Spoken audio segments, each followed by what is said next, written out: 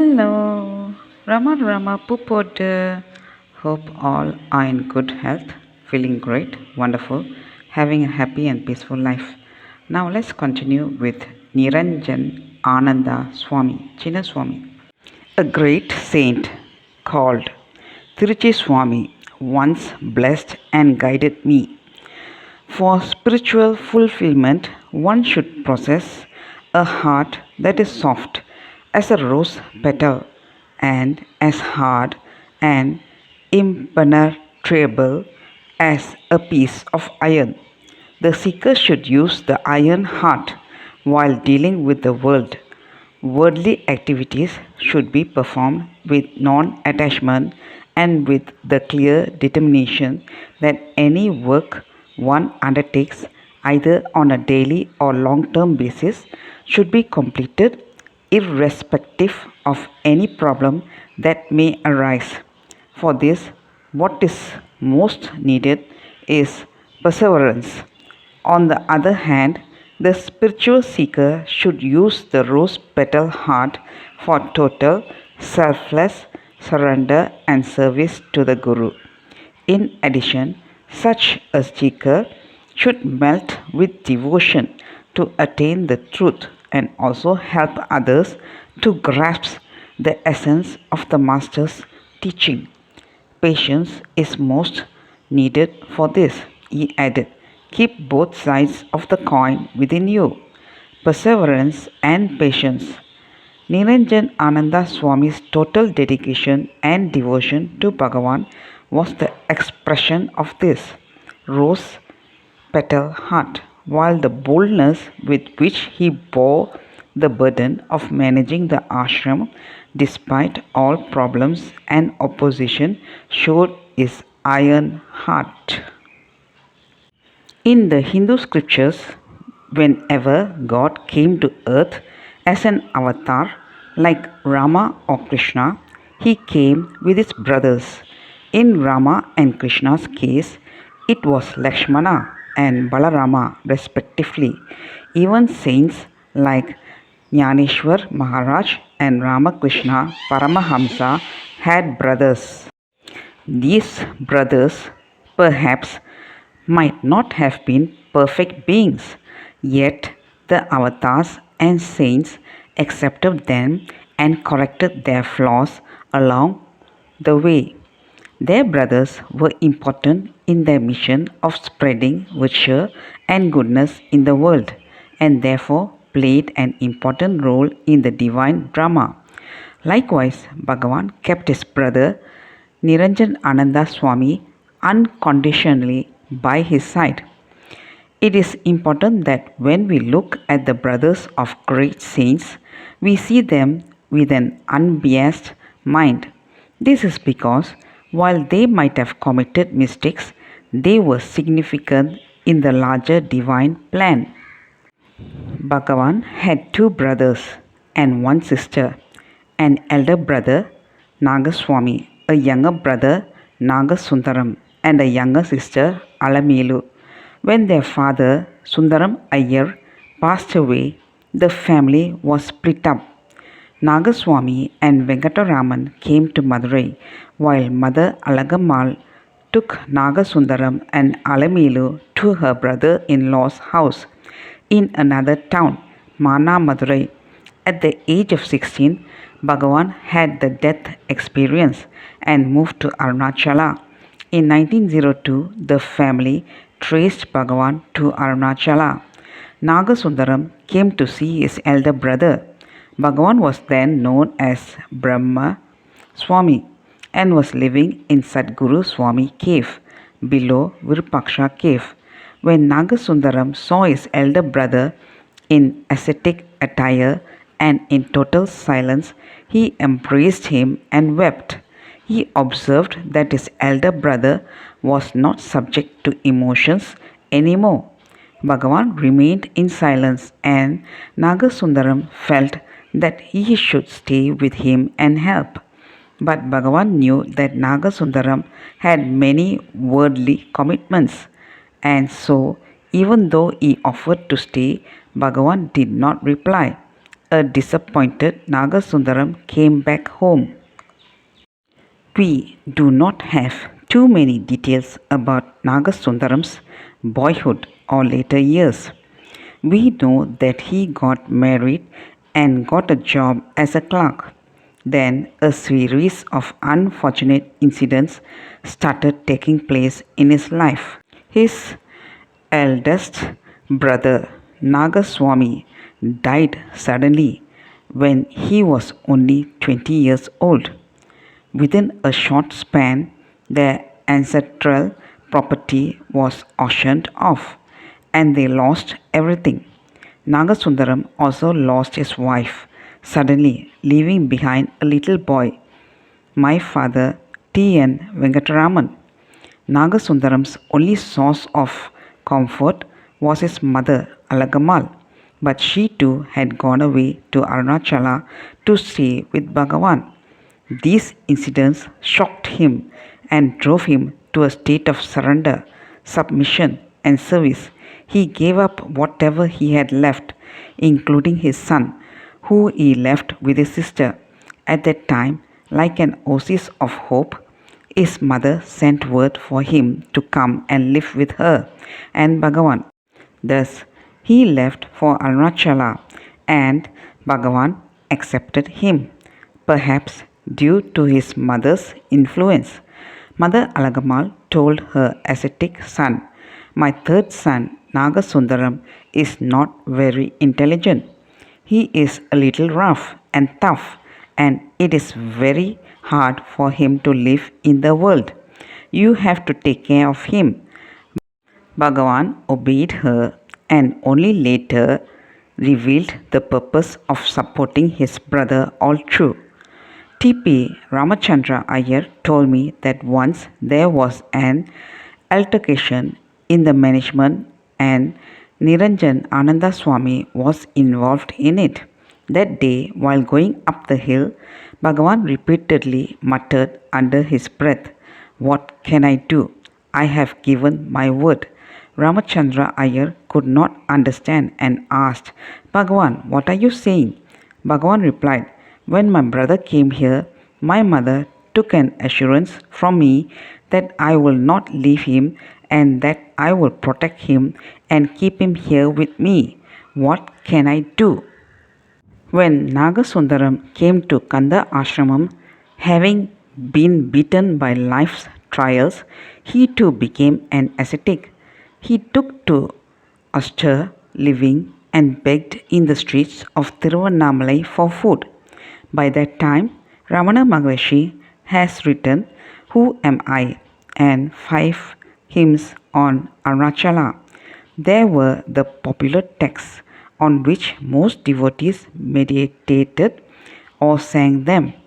Nagasundaram contemplated, studied, and lived a reclusive life. Kavyakanda Ganapati Muni had already named and glorified Brahmana Swami as Bhagavan Sri Ramana Maharishi. When he met Nagasundaram, he could see that Bhagavan was paying attention to him. He too, therefore, wanted to assist in saving him. "Why don't you take the traditional step of taking sannyas and donning the ochre robe?" he suggested. Nayana also gave Nagasundaram the name Niranjan Ananda Swami, meaning an immaculate person. Given the complicated name, everybody started calling him Chinna Swami, meaning junior Swami, as Bhagavan, his elder brother, was the senior Swami. When Alangammal passed away, Chinnaswamy was among those who carried a body down the hill and brought it to the thorny, bushy place which is now Ramana Ashramam. With help from others, he buried her body in the Samadhi. Kavyakanta insisted that Chinnaswamy perform puja for it.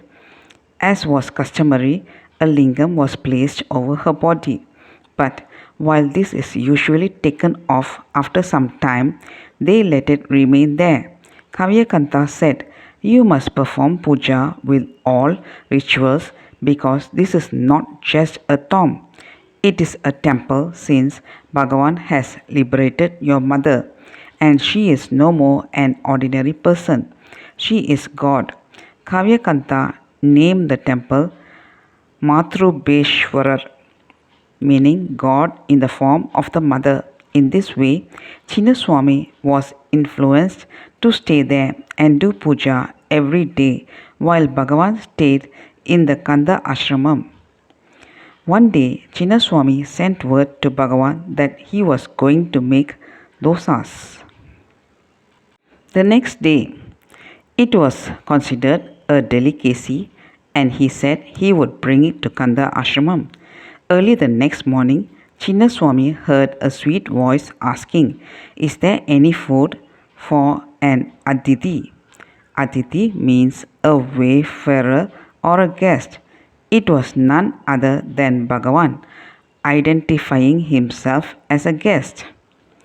The mother's shrine was the nucleus for the present Ramana ashramam, and Bhagavan stayed there, never as the owner, but as a guest until his last day. It was always someone else who managed the ashramam. In 1929, after Sheshastri Swami passed away, some lawyers told Bhagavan that there were a lot of litigations that had to be managed. They advised that someone should be officially appointed as the sole manager of Ramana Ashramam. Everyone wanted Nayana to don this mantle. But Bhagavan turned to Nayana and said, "It seems Pichai, Chinnaswamy's childhood pet name, wants to do this. Let him become the manager and take the burden on himself." Many devotees thought Nayana would have been an ideal manager, as he himself was a spiritual giant. But time proved Bhagavan's perfect selection. Niranjan Ananda Swami, being a person without any spiritual opinion, showed his strong will in the ashram's management. But he was an unobtrusive prism for Bhagavan's teachings. Kavyakanta told all his devotees, "It is Bhagavan's injunction and we should support it." From that day on, Nayana's disciples always supported Chinnaswamy on his role as manager. In 1930, Bhagavan was asked to execute a will which stated that the family of Niranjan Ananda Swami would manage the material aspects of the ashram and that it would not have any spiritual successor to Bhagavan. Chinnaswamy was very austere, disciplined and strict. It is this strictness which earned him a bad name. However, he never cared about that. He was so austere that he never spent a single penny from the ashram funds for his personal use. He had two friends, devotees of Bhagavan of course, who provided for his little needs like tooth powder, hair oil, betel leaves, betel nut and an umbrella. At that time, he was the sole manager, the Sarva Adhikari, managing all the funds with no board or trust to verify the accounts. Yet, he never compromised on his honesty. The old devotees said he was so austere that when his clothes tore, he mended them himself and wore them again. He could have bought new clothes, but he would wait for months until some wealthy man came and distributed clothes to the residents of the ashram. Even then, he would take only one cloth for his personal use. Long before anyone was employed, he was the sole cook at the ashramam and attended to all the ashramam needs. There are all facts reported by those who had earlier complained against him. Once, Jackie, Bhagavan's favorite dog, was gravely injured while fighting a pig. Its intestines were exposed and it lay to immense pain. It was Chinnaswamy who carried Jackie in a basket on his head to the veterinary hospital and had it attended to. Jackie recovered and lived many more years. By 1938, Chinnaswamy needed assistance in the ashramam, so he sent word to his son, my father, and the whole family to join him. I was 2 years old when my father brought me to Ramana Ashramam. Chinnaswamy was just as strict with his son. He never favored him. So much so, my father was always disappointed and disgruntled with him. When gifts like cycles were given to the ashram, my father would ask for one, only to be refused by Chinnaswamy. It, if my father pulled a long face, he would tell him, Venkatu, we are commanded by Bhagavan to manage this ashramam. We are his slaves and have to do this generation after generation, but we do not have any special rights over this place. We should dedicate ourselves to do service with the attitude of a dog guarding a haystack. The dog will not eat the hay, and it will not allow the stray cattle to eat the hay either. My father, T. N. Venkataraman, followed this instruction meticulously, and so did my two brothers and I. The third generation now manages the ashramam, and it is Chinnaswamy's blessings that generation after generation looks after the ashramam, not like dictators or sole managers, but like dogs guarding a haystack.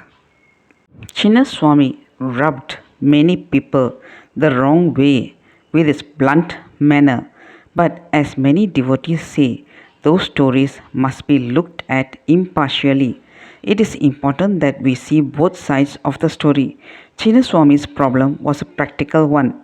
If all the residents preferred to sit with Bhagavan in the hall, how could the daily routine activities of the ashramam, cooking, gardening, managing the store, letter correspondence, receiving visitors, cash transactions, printing of books, and general upkeep of safety measures to protect the property, buildings, and residents be carried out? So he stipulated the strict condition that one should assist the ashram management in some form if one wanted to stay inside the ashramam. People who refused to comply with this condition were asked to leave the ashramam. It is to be noted that those who were hurt by Chinnaswamy's disciplinary action spoke only about his harsh treatment but not about this reasonable stipulation put by him. Muruganar, Ramaswamy Pillai Chadwick, Vishwanatha Swami, Annamalai Swami, Kunja Swami, Devaraja Mudaliyar, Suri Nagama, and Munagala Venkataramaya were a few of the old devotees in the long list of Chinnaswamy's victims. When I refer to this unpleasant manner, they unanimously agreed Chinnaswamy's harshness did affect us, and at that moment we were obviously hurt. There is no doubt about it. However, in the later years, we understood that unless he had treated us like that, we would have continued to be immersed in management activities and would not have pursued our spiritual practices. In hindsight, we could see that even Chinnaswamy's harshness was only Bhagavan's grace. Muruganar said, Chinnaswamy repeatedly slighted me and even refused me food at the ashramam. I had to go out on the streets and beg for food. The reason for Chinnaswamy's refusal was that he wanted me to continue performing puja in the mother's shrine and also assist him with the correspondence in the office. I did not do that, so I had to leave. But Ganesan, I assure you, my going away gave me two special boons, spiritual boons. I tell you honestly, but for Chinnaswamy's harshness, I might have still been doing puja in Ramana Ashramam and assisting in writing letters. What are those two boons? I asked him. I could get the proximity and presence of Bhagavan any time, day or night. Had I been committed to management work, I could not have had that. The second boon was that I was so ecstatic that I only wanted to write poems. I wrote nearly 40,000 verses on Bhagavan and Bhagavan's teachings. These were written in silence and seclusion with external activity. This could not have happened. Chinnaswamy was a vital instrument in my gaining these two boons. Okay, folks, continue in the next chapter. Thank you. Bye bye. Rama Rama Pupoda.